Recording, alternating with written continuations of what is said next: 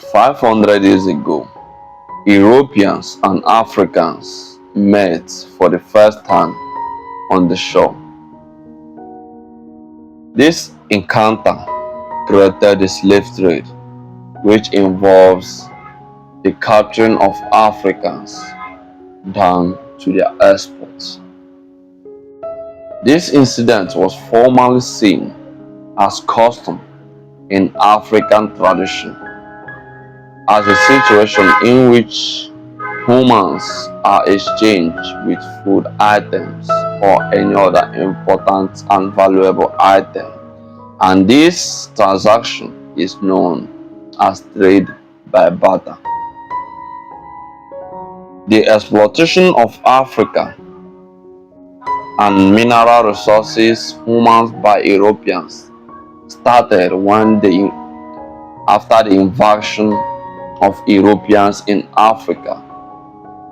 Many Africans, especially the greedy ones, seized it as an opportunity to gain what they have not gained before. That is when an offer started rolling on their table, especially the African chiefs, kings, and leaders across the African continent.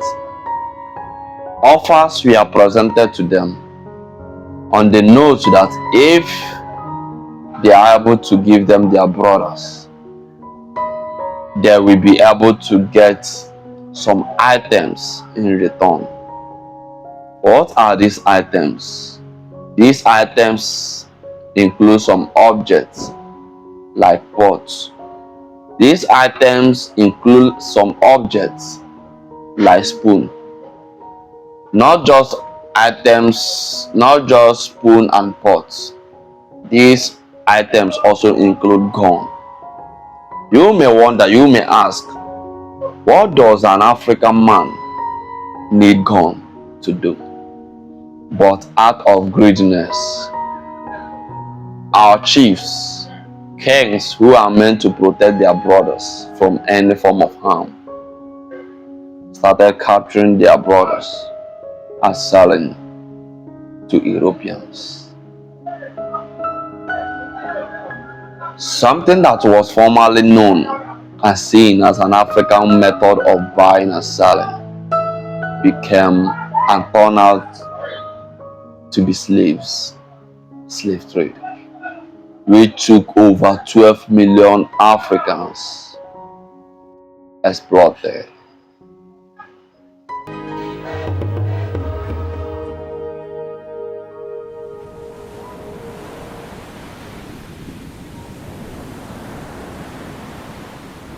"500 years ago, Europeans and Africans met for the first time on these shores.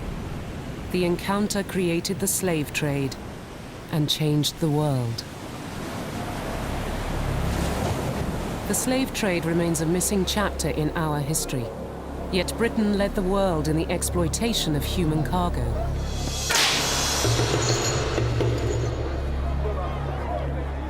This story is not just one of slave raiding by Europeans, but slave trading by Africans.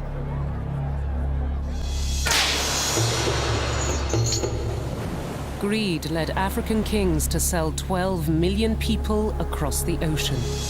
The exploitation of humans and Africans still remain mysterious to so many of us, especially in our current generation. The Royal African Company is to be incorporated to set to sea as many ships as shall be thought fitting for the buying, selling and bartering of gold, silver, negroes, slaves. Nor is it simply the story of passive, suffering Negroes freed by heroic white crusaders, but one of black uprising.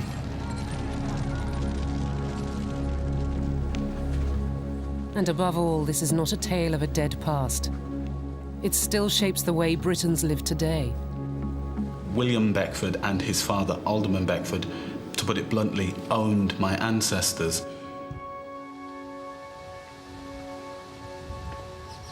It brings some Britons face to face with a heritage they've never before confronted. My grandfather was what I'd consider probably a very charming man, and in his young days he was quite a dish. Actually, he really was. And for the first time, Britons, black and white, discover a common ancestry.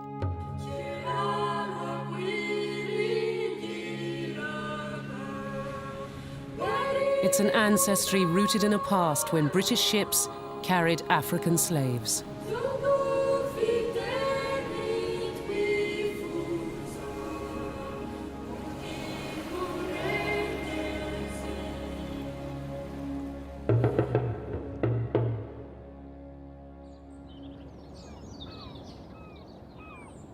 Bristol. This sleepy port was once a mercantile powerhouse which dominated the transatlantic slave trade. Ships that wrenched millions of Africans from their homes crowded the Avon for a century. Yet a visitor today sees a city stripped of any reminder of that cargo. Bristol has turned its back on the trade that made it rich. I was simply amazed by the fact that there was no recognition that Bristol's wealth lay in the Atlantic trade. In vain, I went to the museum, for example, to see whether there was a display there. Not a word of it. I looked at my university and saw whether I was teaching it. Not a bit of it. I talked to people in the street, and they were completely ignorant of it. And I think that really in the 20th century, Bristol went through a long period of denial that there really was, as it were, a participation in this wider world. The city's authorities have long resisted efforts, especially by the black communities, to mark its slave trading past. There has been a genuine fear in Bristol of what the consequences would be if the truth were known. And part of the fear was generated, I think, was because the people who had the control over whether that history came out or not actually didn't know themselves what the extent and the nature of Bristol's involvement was. And I think it's more fear than denial. But in early March this year, the first sign of change appeared. Bristol's dignitaries gathered for the opening of a new footbridge. It was a small step, but a victory for the campaign to commemorate one of the slaves who lived in Bristol, a man called Pero Jones. We are here with our friends to show our respect to our ancestors who lived and died in this city as enslaved Africans. It's often not known that in 1725, Bristol alone enslaved 16,550 Africans in that 1 year. It's a bridge that helps us come to terms with, to understand, and sometimes to confront a shared past. A past that contains, for many of us, great sadness. This moment is a sign that Britain is waking up to its slave trading history. Pero Jones belonged to a Bristol family, the Pinneys. The 12 million Africans that were exploited from Africa wouldn't have been possible if the kings, chiefs, and the elders of Africans had insisted that none of Africa will left Africa.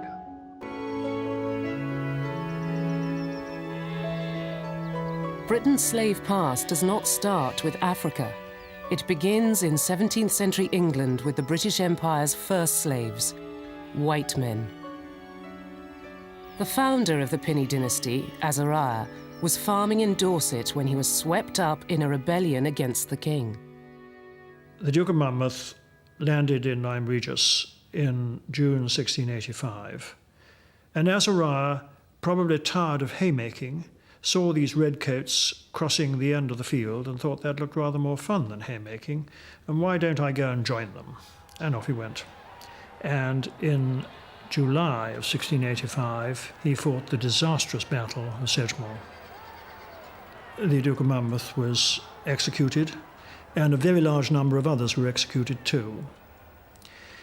Some were transported, and Azariah, my ancestor, was one of those lucky ones, being sent to the island of Nevis as an indented servant, which meant he was more or less a slave himself.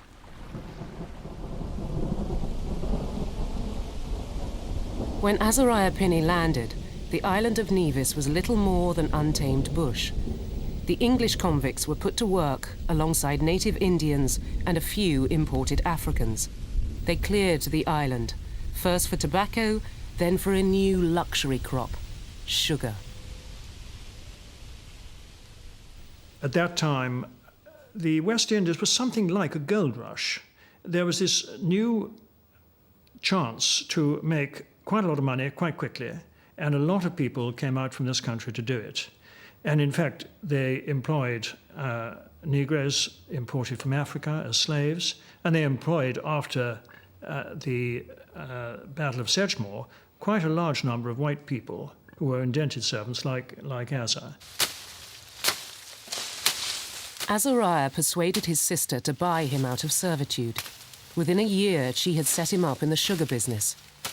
He quickly saw that convicts and Indians could not survive the harsh conditions, but his own time in the fields had shown him where the answer lay: Africa.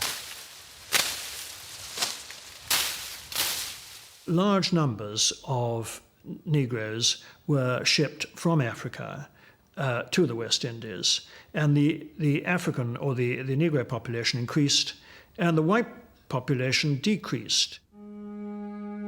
Within 2 generations, his heir, John Pinney, was meticulously recording the purchase of African slaves for his booming plantations, including one he named Pero Jones. I desire you to take the earliest opportunity of buying me 10 new Negroes. Never let them be younger than 10 years, and never let them be as old as 30 if you can help it.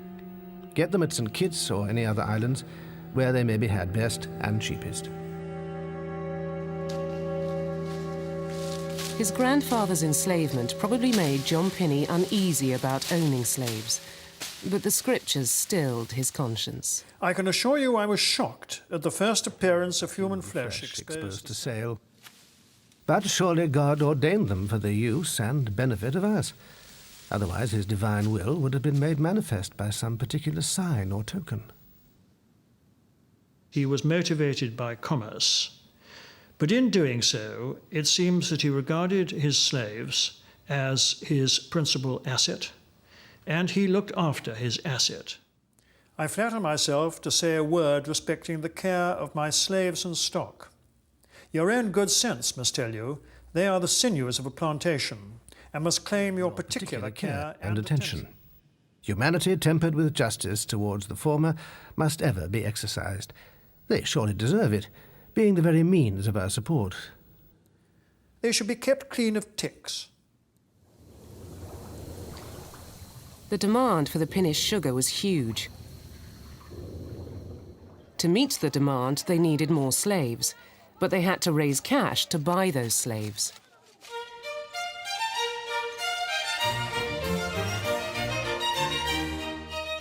They turned to the merchants in the City of London for help. The moneymen were prepared to give loans to planters, but it was the higher profits from the slave ships that offered the best returns. The city wanted that business all to itself.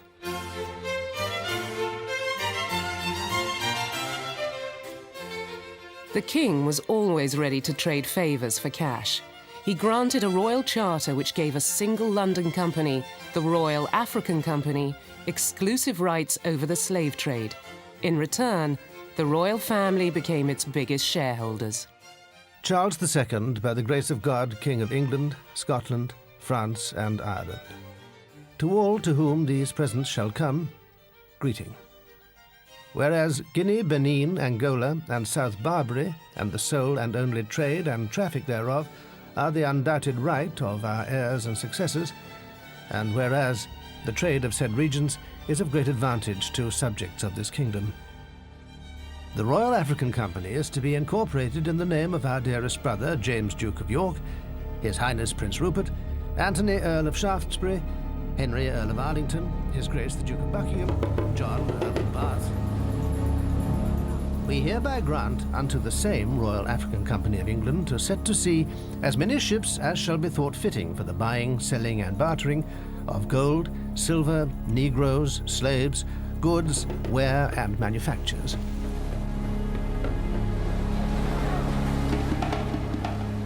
The company's men would let nothing stand in the way of their drive for profits. They already knew that slavery was widely practiced in West Africa. In most African nations, it was an alternative to a prison system. Those who committed crimes, convicts, could be sold into slavery. If you owed a debt, you could be sold into slavery. Sometimes through deceit, or you could be tricked into slavery. Slaves were also acquired as captives of Africa's wars. Europeans had long been part of an established system for bartering them. The first Europeans who came to Ghana were the Portuguese, and they arrived in 1471. And when they got here, they found that there was a brisk trade in slaves between Ghana and its West African neighbors. And for 100 years, Portugal remained on the coast of Ghana and took part in this coastal trade, going to Senegal, bringing goods from Senegal, from Nigeria to Ghana, and bringing slaves in exchange for gold. And this was a situation before the transatlantic slave trade was introduced. The Royal African Company had no interest in the coastal trade. They wanted slaves to ship across the Atlantic. They found a ready supply in local prisoners of war. When you went to war and you defeated the people, you took captives home. So we decided what to do with the captives. How many slaves do we need for farming? How many do we need for the army? How many do we need for domestic work, etc., etc.? After they've gone through all those logistics, the excess goes through the Atlantic slave trade. The image we have today of the slave trade as mass kidnap by Europeans couldn't be further from the truth. For both sides, this was just business. The African role in the transatlantic slave trade must not be swept under the carpet. The greed factor was there. Kingdoms made money. They rose as a result of the trade. Big, powerful people, rich families were created as a result of the Africans who were active collaborators in the trade.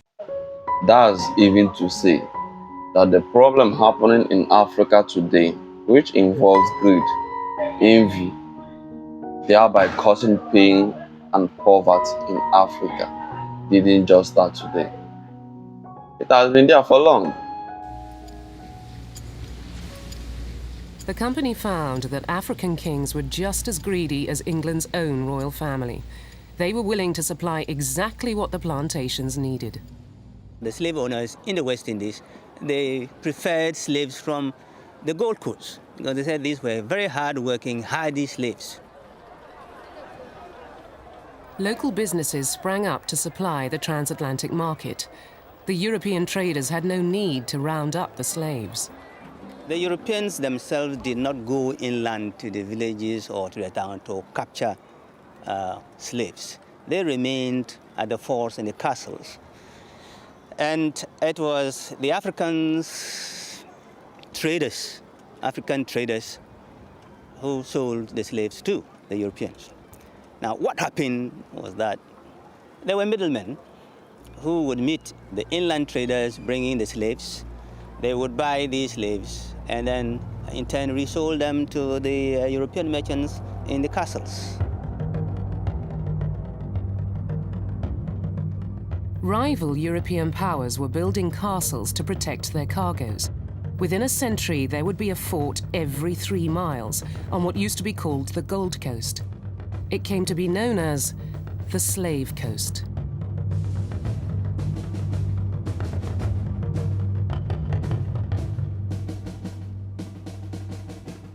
The Royal African Company appealed to its major shareholder, James II. He began a string of garrisons, motivated possibly by the national interest, but more likely by his own profits. Every time a British ship was sighted, its sailors could rely on a welcome from the fort and from the African settlement next to it. We took up our old anchorage opposite Cape Coast Castle and made arrangements for commencing our old business of gathering a cargo.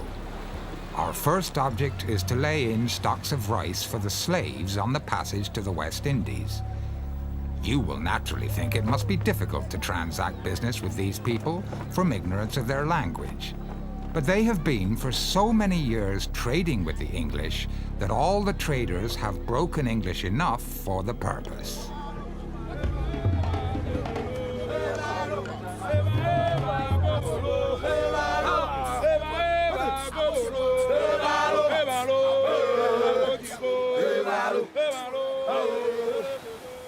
The transatlantic slave trade dominated West Africa.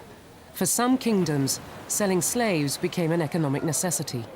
And all along the coast, new trading settlements were springing up. In the 17th century, the Atlantic slave trade became the most important activity on the coast. We find that almost every town, coastal town, and almost every European fort and castle was involved in slave trading. So we have about 65 slave markets in Ghana alone.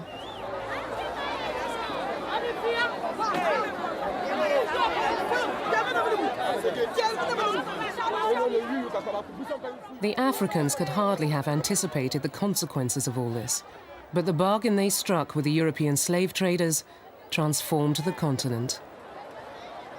What started as a local tradition turned into a monster that eventually swallowed 12 million people. Slavery existed in societies that had no prison systems. It was part of the punitive measures against criminal conduct, criminal behavior. The slaves lost their liberty. They went away, maybe into the neighboring state or the neighboring nation, but only for a season. It was not a long-term loss of liberty. And the children of the slaves, of course, were never slaves in that context. But here, of course, with the transatlantic slave trade, you have a final separation. People went away and they never came back.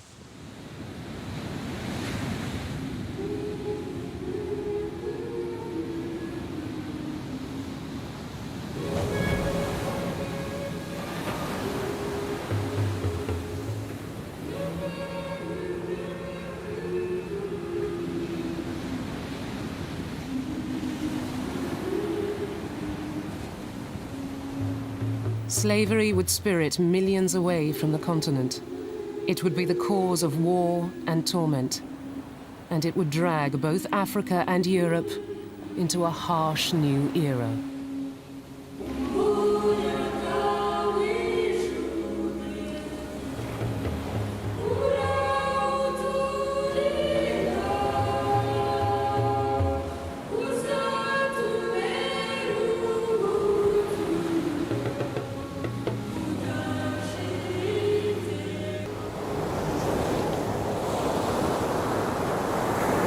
By the 18th century, the coastal towns of West Africa were making vast profits. But the price paid by Africans was enormous. The slaves were suffering treatment they had never endured before. In the indigenous system, especially in Ghana, no slave owner had the power of life and death over the slave. But in the castle, you could do anything to the slave. You could kill the slave, you could maim the slave, you could mutilate the slave, you could punish the slave as you liked. Cape Coast Castle in modern Ghana, the headquarters of the Royal African Company, a place of misery and terror. They lived in the dungeons as though they were animals, you know, so they weren't given enough food to eat. They were prisoners.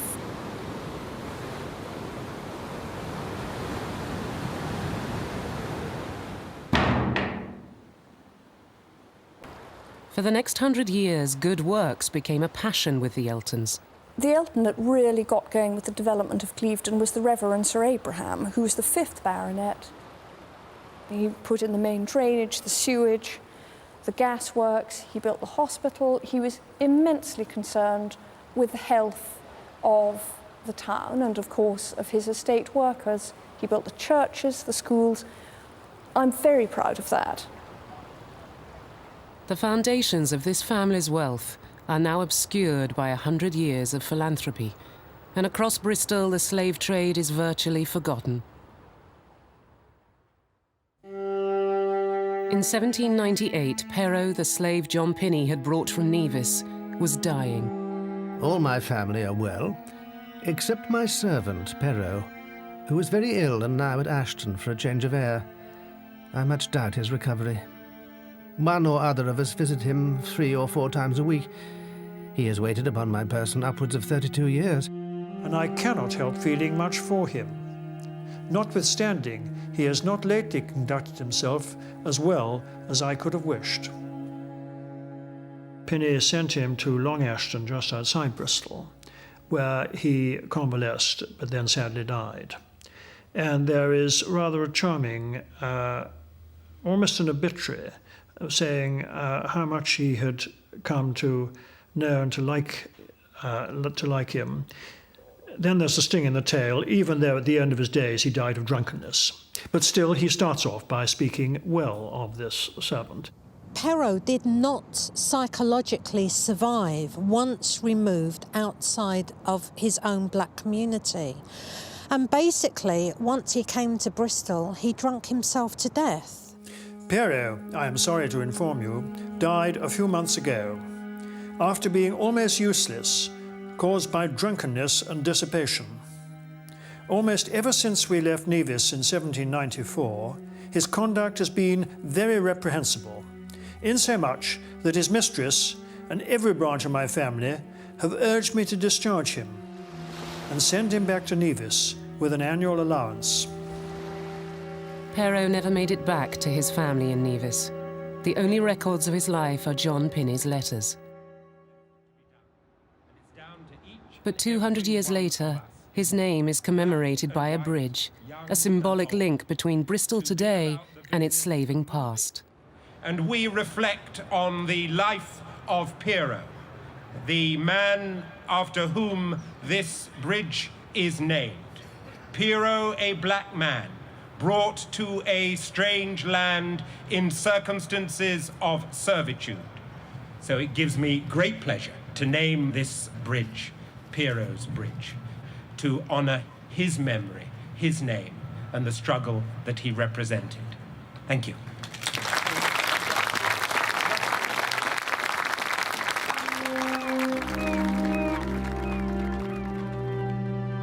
By the time of Pero's death, Bristol's gentlemanly traders had been ruthlessly pushed aside.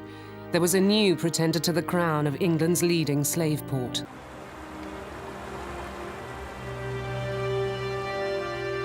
Location had made Bristol the master of the African trade. Location also proved the reason for its downfall. The Avon's retreating tide would regularly leave ships grounded on the mud. But the slave trade was expanding and needed bigger ships. Ambitious captains started to look for ports less awkward than Bristol. It was a very difficult harbour to develop.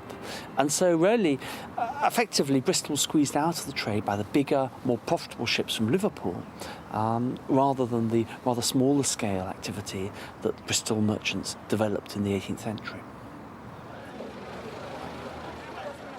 Bristol's dominance of the trade with Africa had come to an end. Its merchants had made fortunes and now moved on to other ventures. But their partners in West Africa had no such alternatives. The Africans were trapped in the business of selling people. A ship's captain could buy 100 slaves at a time in the Salaga market, and the demand from the plantations would not let up. African suppliers reached further inland. Raiding parties were now spiriting away thousands of slaves.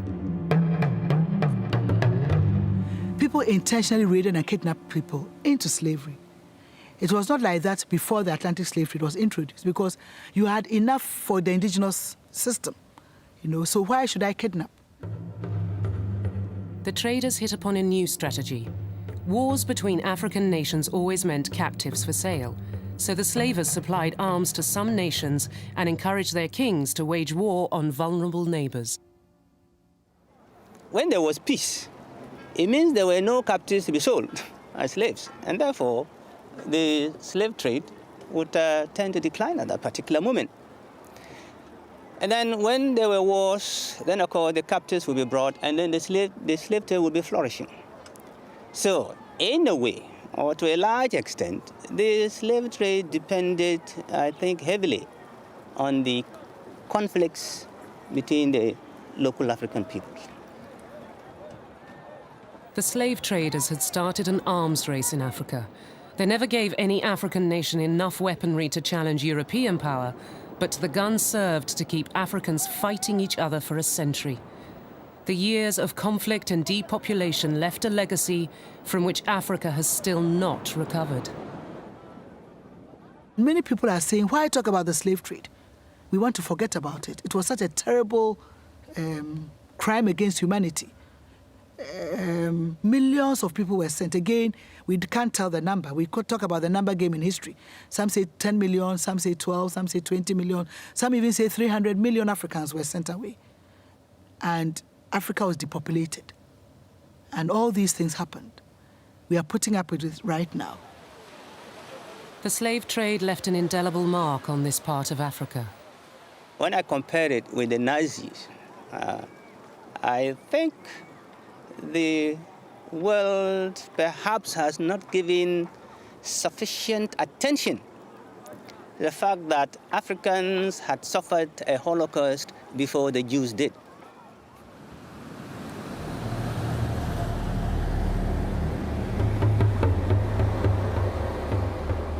What it does to me is just a sense of outrage, of just limitless anger.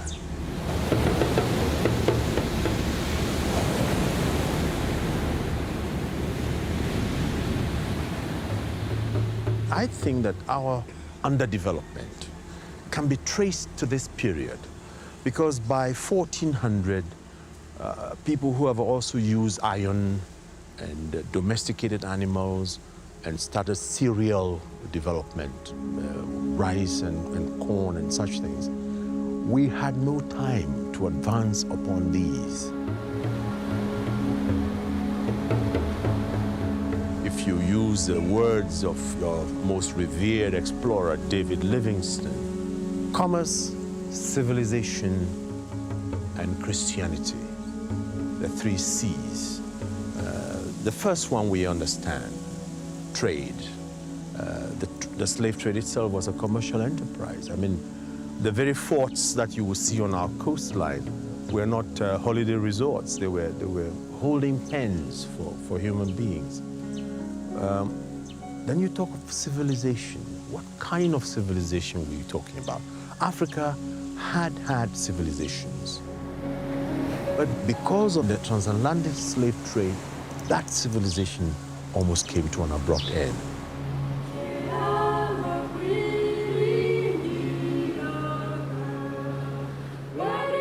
Africa was destined for a future of poverty and conflict. England's royal venture had reinvented the trade in human beings.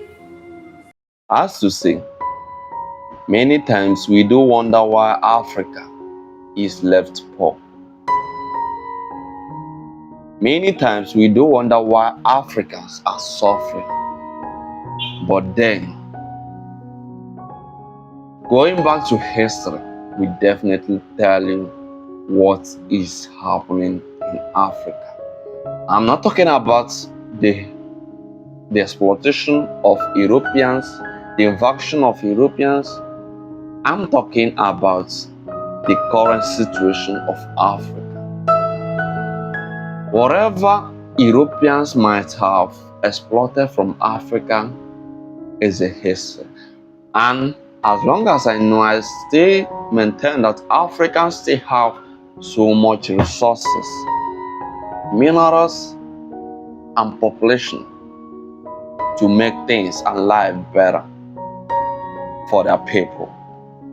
But then what is happening in Africa? Why are there so much poverty in Africa? This is a question many of our kings, leaders, many of African presidents need to answer. Why is Africa poor? Why is Africa suffering despite how blessed the continent is. Why are there so much poverty? Why are there so much suffering in Africa? All the leaders, kings, governors, and presidents of African continents need to answer this question. Why is Africa the way they are? Thank you for watching. Don't forget to like and subscribe. One love.